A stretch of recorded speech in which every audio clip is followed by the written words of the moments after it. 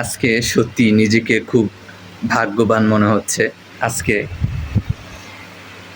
মহান পবিত্র পরওয়ারদিগারের ঘর জাপানে ইয়োকোহামা গ্র্যান্ড মসজিদে জীবনের প্রথম কোনো মসজিদে আজান দেওয়ার যে সৌভাগ্য, সেই সৌভাগ্য আজকে আমার হলো। আলহামদুলিল্লাহ, সমস্ত দয়া এবং প্রশংসা সেই রবের নিকট, যে এরকম স্বপ্ন দেখতাম বাংলাদেশে যে আল্লাহ তোমার ঘরে, যে দেশে যাচ্ছি কোনো মসজিদের ওরকম ঠিকানা নেই, এরকম এক দেশে যাচ্ছি, তোমার একটা ঘর মিলিয়ে দিও আর সেই ঘরের খেদমত করার যোগ্যতা দিও।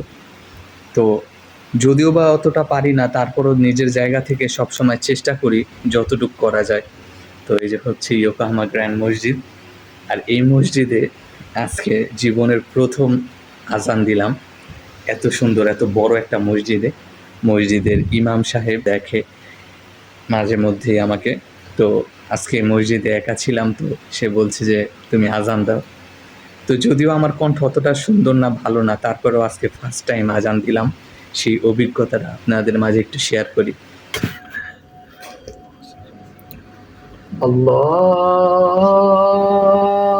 আল্লাহু আকবার, আল্লাহু আকবার, আল্লাহু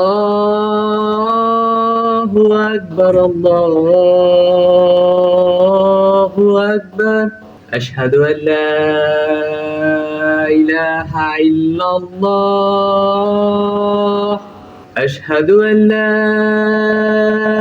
ইলাহা ইল্লাল্লাহ, আশহাদু আন্না মুহাম্মাদার রাসূলুল্লাহ,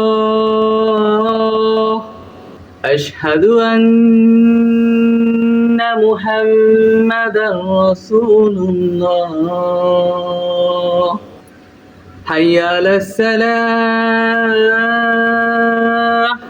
হাইয়া আলাস সালাহ, হাইয়া আলাল ফালাহ, হাইয়া আলাল ফালাহ। আল্লাহু আকবার, আল্লাহু আকবার, লা ইলাহা ইল্লাল্লাহ। এটা হচ্ছে ইয়োকোহামা গ্র্যান্ড মসজিদ, মহান পবিত্র পরওয়ারদিগার আল্লাহ তাআলার ঘর। এই ঘরে আসলে অন্তর প্রশান্তি লাভ করে, ভালো লাগে। আলহামদুলিল্লাহ, এখন আসরের ওয়াক্ত হয়েছে আর পবিত্র জুম্মাবার ছিল। বাসায় যেইনি মসজিদে অবস্থান করেছিলাম। আলহামদুলিল্লাহ, এখন আসরের নামাজ পড়ব। তো ইনশাল্লাহ আবার দেখা হবে অন্য কোনো ভিডিওতে। দোয়া করবেন আমার জন্য, আল্লাহ যাতে আমাকে কবুল করে নেয় এবং জীবনে যতদিন বেঁচে আছি বিনা স্বার্থে মানুষের উপকার করতে পারি এবং ভালো ভালো কাজের সঙ্গে নিজেকে নিয়োজিত করতে পারি। আসসালামু আলাইকুম।